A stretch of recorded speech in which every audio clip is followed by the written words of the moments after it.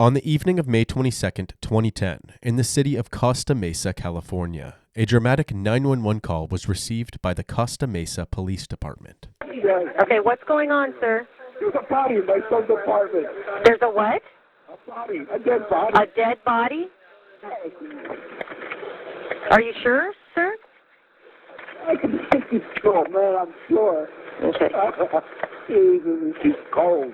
Okay, hold on just a minute. Is it someone that you know, sir? I have no idea who she is, but God, I don't know what's going on. Does your son know who it is? He's not here. Jesus, honey. Okay. Do you know where your son is? No, I don't. I told his phone's off.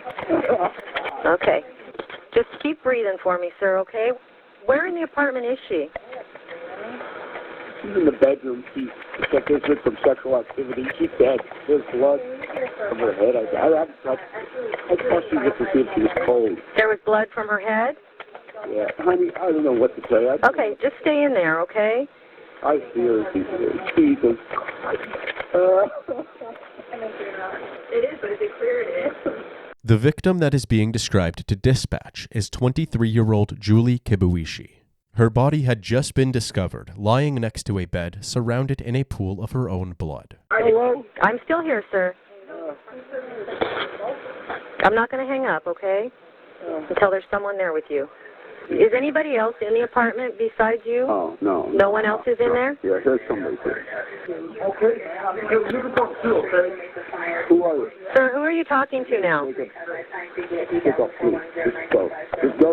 You've trying to find him all day. Jake, I'm telling you. Just go. He's not. Just go. But I don't know. Just go. Just go. I got the cops coming. Go. Who is that you're talking to? One of his friends. One of your son's friends? No. Has Jake talked to your son today? No. I don't need you on the line, okay? I don't need you on the line. I'm good. The man whose voice you have been listening to belongs to Steve Herr. Steve's son Sam lived in that apartment but had planned to stay at his parents' house over the weekend. As Friday came and went, Sam was nowhere in sight. It was also quite strange that his phone was turned off. His parents were starting to worry, so on the next afternoon, Steve decided to go check on him, only to find the lifeless body of Julie. Police arrived on the scene, and their investigation immediately began. Besides some empty beer bottles on his porch table, the rest of the apartment was relatively clean. There was a wedding invitation on the kitchen countertop from a couple that Sam must have been friends with, Dan Wozniak and Rachel Buffett. Police noted to investigate this couple at a later time. For now, they moved on to the bedroom where the crime had taken place. To the right of the bed was a small tactical knife sitting on the bedside table. Amongst other items, there were several books, one of which was a soldier's handbook, a guide to military values and skills. To the left of the bed is where they found Julie. She was lying partially on the bed in a praying position with her knees on the floor. A message was marked on the back of her shirt that said, "All yours,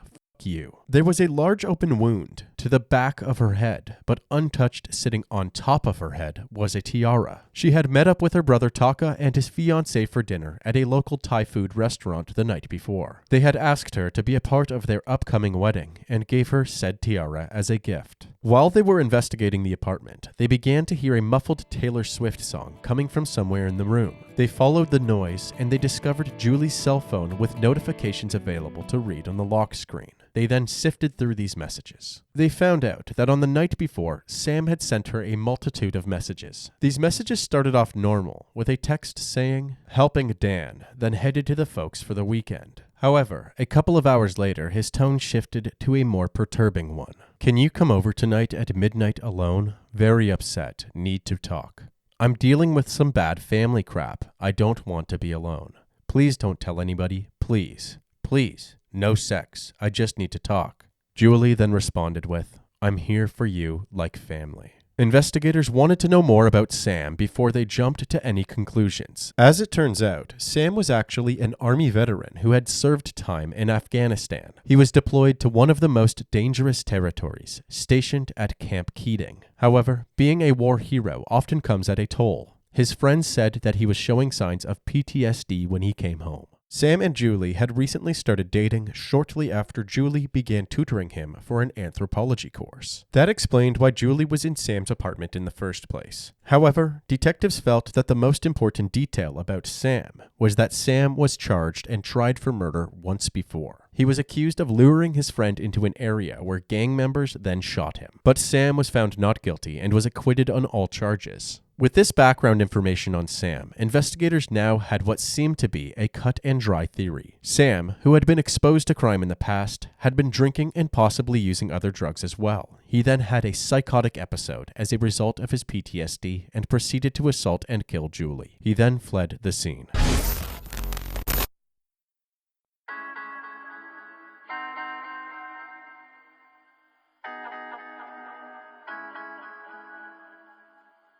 The victim was just 23 years old. Her boyfriend is now missing. He hasn't been seen since last week. Neighbors say his bicycle sits outside his apartment, but his vehicle is gone. Now, Costa Mesa police have released a photo and vehicle description hoping to locate a 26-year-old man suspected of killing his 23-year-old girlfriend.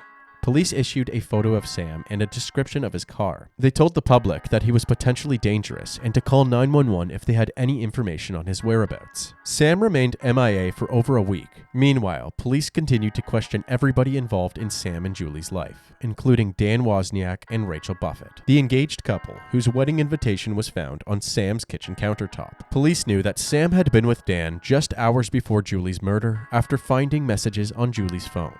Dan and Rachel both shared the same story with the detectives. On Friday, May 21st, Sam had arrived at their house accompanied by a man in a black hat. They all had a brief conversation, and then Sam and his friend left. That was it. That was their entire story. While working to corroborate this story, law enforcement was hitting dead end after dead end. However, Sam's dad, Steve, was doing his own investigation. He gained access to Sam's bank account and realized that there was account activity since he had gone missing, as somebody had withdrawn cash from the account 20 miles away in Long Beach. They tracked this activity to the specific ATM and were able to obtain footage from the exact time that Sam's card was being used. However, the person using the ATM wasn't Sam at all. It was a younger man, possibly a teenager. The card had also been used at a pizza place in Long Beach. The pizza place cooperated with law enforcement and provided the address that the order was sent to. Worried that a panicked and dangerous veteran may be there, police conducted a fully fleshed out raid on the pizza purchaser's home. A helicopter circled above the address while a SWAT team with their guns drawn approached and knocked on the door. 17-year-old Wesley Freilich answered, the same teenager seen in the ATM footage. Officers demanded Wesley come out of the house with his hands up. After the chaos settled, it became clear that Sam was not hiding at this teenager's home, so they asked Wesley how he got a hold of Sam's bank card. Wesley told the investigators that he was given the card by none other than Dan Wozniak. Apparently, Dan was his mentor in the acting business. He said that Dan told him that Sam was in trouble with a bail bondsman and needed help withdrawing money. He even had a folder outlining the legalities of what they were doing. Wesley trusted Dan, so he agreed to help. There was something that Wesley found odd. Dan stated that he needed to wear a black hat. He then began withdrawing $400 at a time and delivering the cash to Dan, which explained the recent bank activity. With this new information, the narrative quickly shifted to Dan being the prime suspect in both Julie's murder and Sam's disappearance. When they reached out to him and asked him to answer some questions at the police station, he told them that his wedding was in 2 days, and that he was too busy having a sushi dinner for his bachelor party. Officers then went to the sushi restaurant and confronted him. Dan reacted immediately by saying he was sick of covering for Sam, and that he would tell the police everything. So they brought him back to the station for questioning, and his fiancée Rachel followed once she received the news. Go ahead and have a seat. Yes, sir. I need to start from the beginning. Yeah. Friday morning, I woke up and got a call from Sam in the morning who said, "How serious are you about this?" And at the time, I was looking for a little bit of money, so I said, "Very serious. It can't work." She's like, "Okay, what do we need to make it happen?"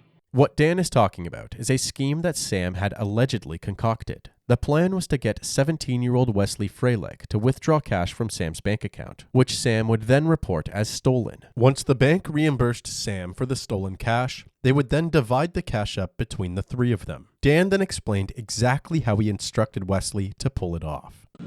I said, okay, Wes, here's what we're gonna do. I've treated like I was a co-op guy, pretending to be an actor. So I said, here's what you need to do. I'm gonna park across the street, and I parked. It was across the street from the bank, so I wouldn't be seen while I was avoiding. I said, what you're gonna do is get out, grab your skateboard, go over there, enter the PIN number, take out $400. Because I heard it was the max that you could take out. He said, okay. He asked if it was illegal. I said, no, don't worry. That was a lie to him too.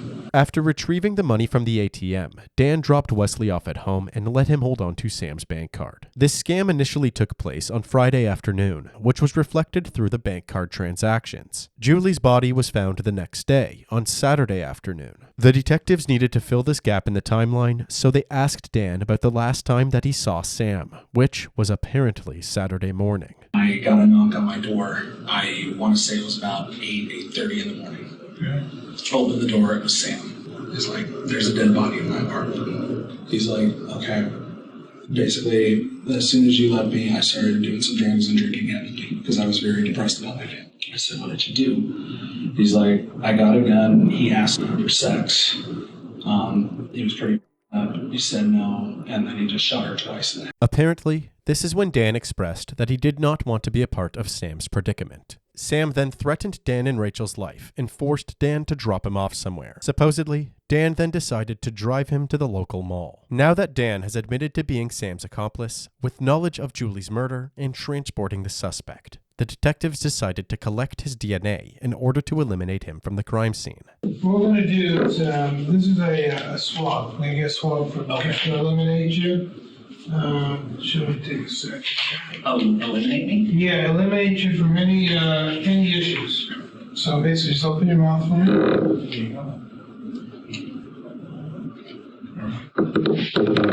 That's it. Oh, okay. Well. Basically, you know, where it is, it's just an elimination process. You're not in trouble with us, you've been honest. There should be no reason why we should find your DNA anywhere. At this moment, Dan likely realizes that the information he has withheld from the detectives would incriminate him if they find his DNA in Sam's apartment. He decides to quickly explain that he was in fact in Sam's apartment that Friday, and outlines exactly where his DNA might be found. Now, I was in Sam's apartment Friday afternoon. Okay. And I know I did use the bathroom. You did use the bathroom? I used the bathroom, and I went, I'm not sure if I went out on the patio or not. Most of the time I do, but that day I don't know if I did or not. Okay. We got your DNA? Yes. Okay. Where's that DNA going to show up? In Sam's car. What about on Julie? No, it wouldn't be on Julie. You sure about that? Yes, I'm positive about that. Did you see Julie dead in the apartment? No, I did not.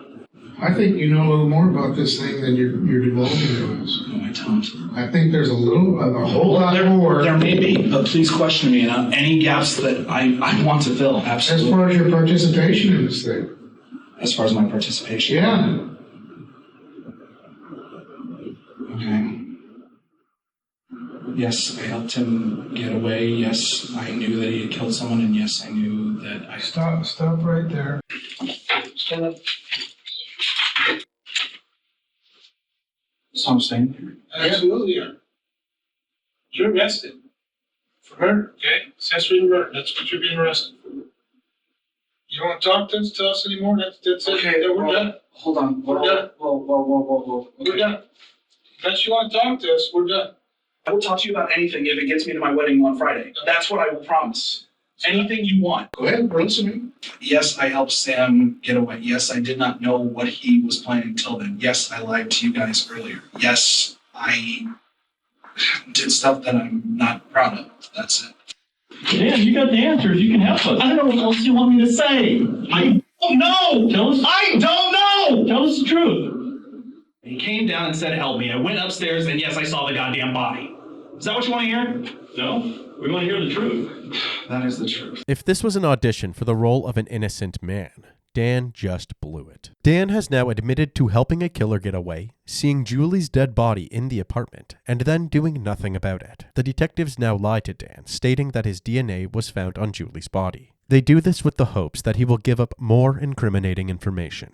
How'd your DNA get on her? Because I was right over the body. What's that? Because I was right over the body. Okay. So how'd your DNA get on her? That I don't know. DNA doesn't just fall off. I don't know. Okay. I didn't touch her. I didn't do anything. What did you see? I saw 2 gunshots in her head. And I saw her pants, like, ripped and cut. And I saw, like, written on the back of the shirt. Where were the 2 bullet wounds? I don't know. Sam said he shot her twice. Okay. And But I didn't see. You just told us you saw 2 bullet wounds. You were standing over. No. Okay. Whoa, Okay. stop. Okay. How did your DNA get on? I was standing over the body. I saw 2 bullet wounds to her head. Exactly what you said, Dan. You can't even keep your lies straight. The reason the detectives are drilling Dan for the 2 bullet hole statement is because they have already seen Julie's gunshot wounds and are aware that Dan's claim to have seen 2 bullet holes is unrealistic. The wounds to Julie's head were nothing short of gruesome, and clearly distinguishing 2 separate bullet holes through the mess of hair, blood, and brain matter was impossible without further examination. There are only 2 people who would know such a fact after a first encounter: the coroner/forensic pathologist and the person who pulled the trigger. You're done? Instead of escorting Dan to a holding cell, they brought in Rachel to ask him questions herself. You can go over and sit right there. So when was the last time you really saw Sam? What happened? There's nothing you can do at this point to Sure, absolutely. make it better? Absolutely. He can be truthful with us, and truthful with you, and truthful with everyone. The questioning wasn't going anywhere, so they decided to bring Rachel into another room and question her on her own. She explained that Dan had borrowed money from loan sharks in order to pay their rent, and he would be in danger if he didn't pay them back. Apparently, on the day that Dan was expected to pay the money back, Sam stopped by in the morning and the 2 went for a drive. Dan ended up returning alone with $400. He told me the people were going to come break his legs, and he was scared out of his mind. He came down to the apartment because he was going to give Dan a ride. He had $400 somehow on Friday. After this interview, Rachel was free to go, and Dan was escorted back to a holding cell. Later that evening, Dan placed a call to Rachel from the police department. This is that phone call. What did you do?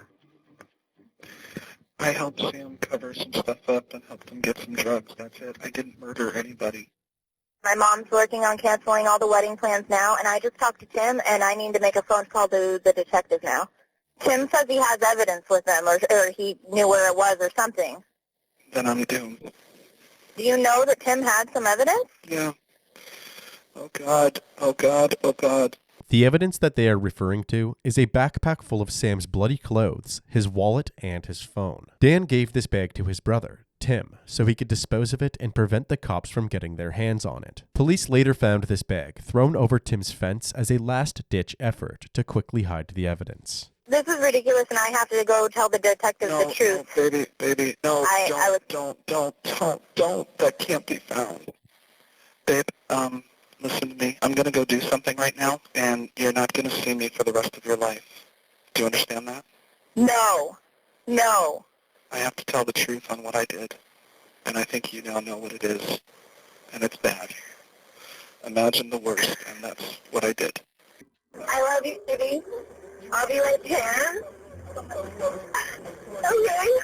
Following through with his word, Dan requested to speak with the detectives once again. Okay. Talk to us. What do you have to tell me? You said you wanted to talk to me. What's going on? I'm crazy and I did it. You did what? I killed Julie and I killed Sam. Okay. All right. I killed them both. All right. Sam came first. It was all just about the money. That was it. All right. 100%. Sam is decapitated. Okay. He's at the military base. All right. In the theater. His head and hands have been decapitated, as well as his arm that had a tattoo. What was going on in your mind when you were dismembering the body, dismembering Sam's body? I was actually smiling and laughing. Possibly the most disturbing aspect of this confession is that just hours after murdering and dismembering Sam, Dan performed as usual, dancing and singing in a theater musical called 9. Top of the morning to you, Guido, Guido, Guido, Guido, Guido, Guido, me, and you will be my true love. Backstage, while the play was still ongoing, Dan texted Julie using Sam's phone to lure her to the apartment later that evening. He says he then staged the scene to frame Sam. The next day, he disposed of Sam's body and proceeded to give another performance. See what I mean?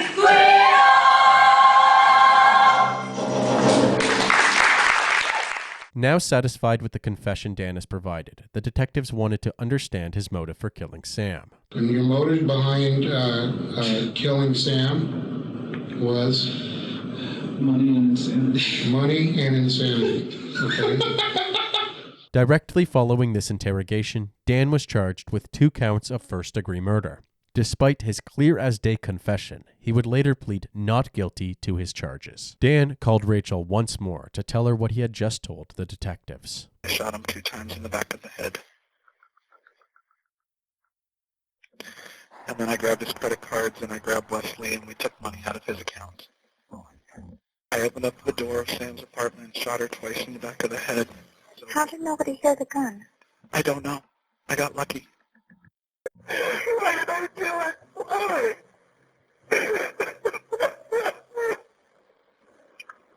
love you, baby.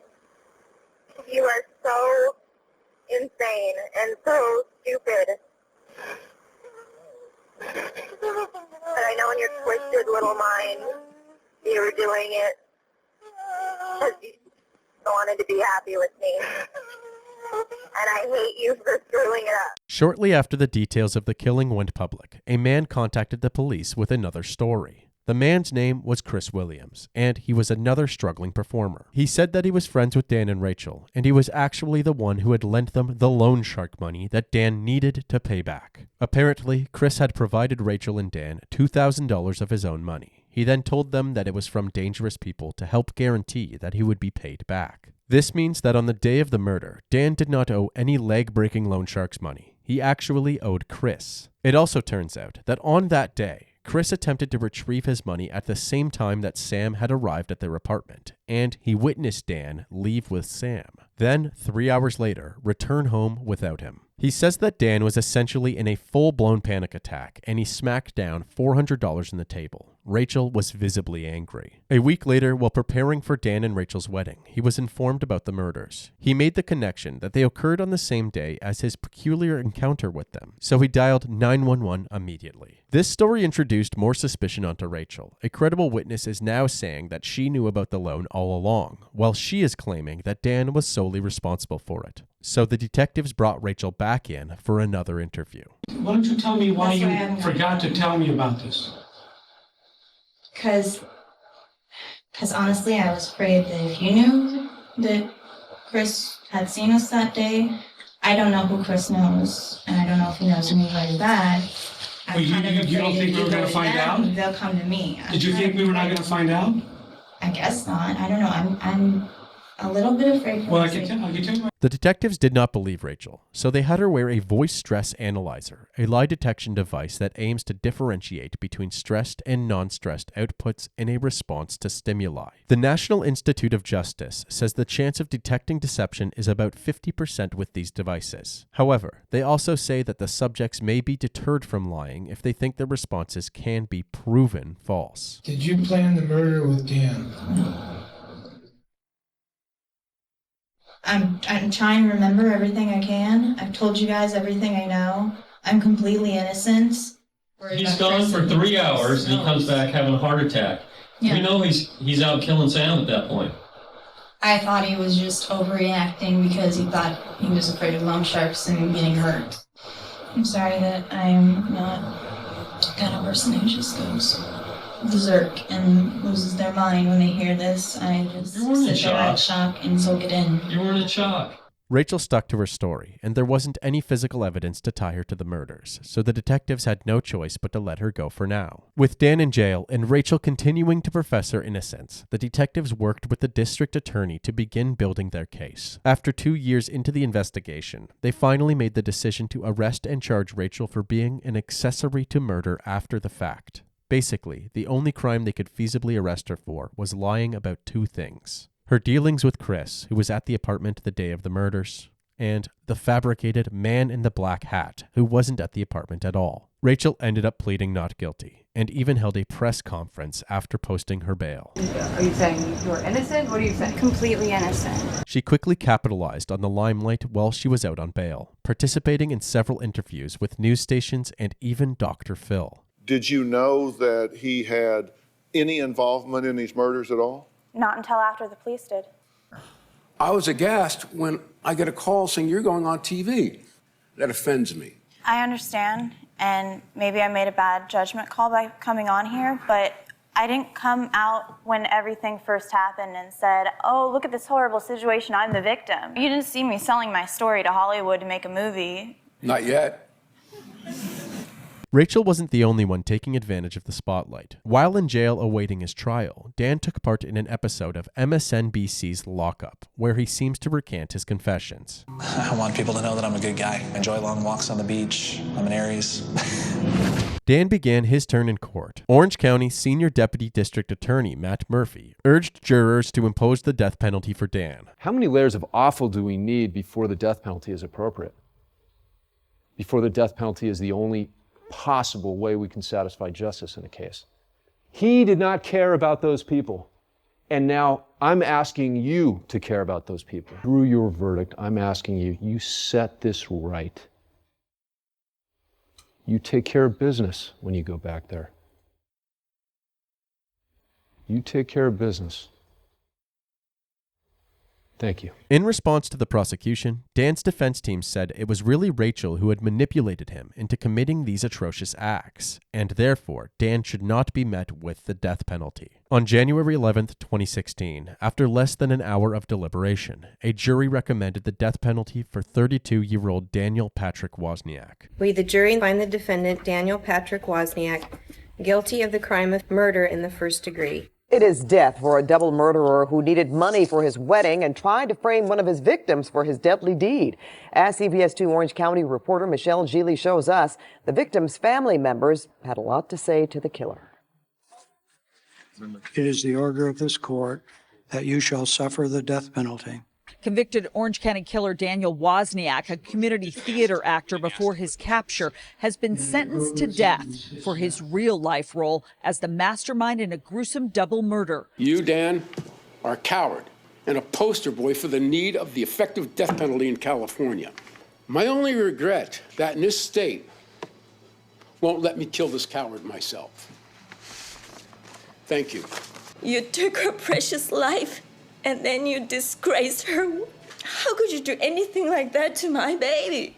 Dan was sentenced to death, but is currently residing at the Salinas Valley State Prison. As for Rachel, she went to trial in September of 2018, and her defense attorney tried their best to explain the flaws in her timelines and details. After 5 hours, the jury came back with a verdict. We, the jury, in the above entitled action, find the defendant, Rachel May Buffett, guilty. In the end, Rachel Buffett was sentenced to 32 months in prison, and around 5 of those months were shaved off due to time served while awaiting trial. She was then released in 2019. Also in 2019, Governor Gavin Newsom signed a moratorium on the death penalty in California, which means that Daniel Wozniak is not allowed to be killed via lethal injection as previously planned.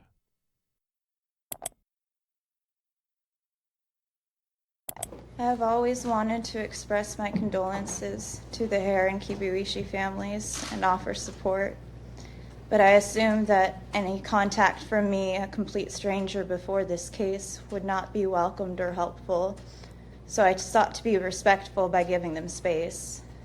I hope my silence has not been misinterpreted as callous. I'm also so sorry that any of my actions caused more pain to the Herr and Kibuishi families. I wish Sam and Julie were still here. I wish I could have done something to save them. I wish I never met Daniel Wozniak. I wish I never let him into my life. I wish I saw him for the liar and the manipulator he was from day one. And I wish there was something I could do to fix this now. My heart goes out to the Herr and Kibuishi families